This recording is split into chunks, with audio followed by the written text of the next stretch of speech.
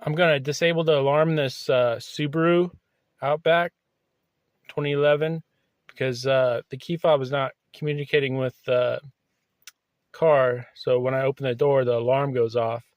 But let's do this. Turn the ignition key 1, 2. Open the door within 1 second.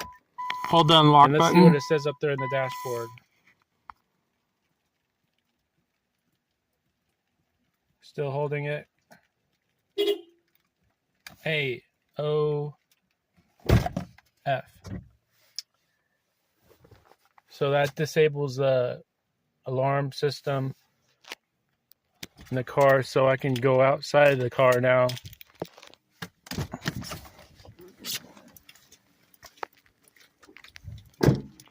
And lock it.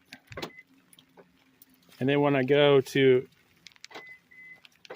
unlock it with the key, the alarm shouldn't go off.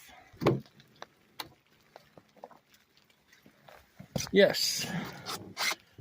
But if you got anything else, please give me a subscribe or a like. Thank you.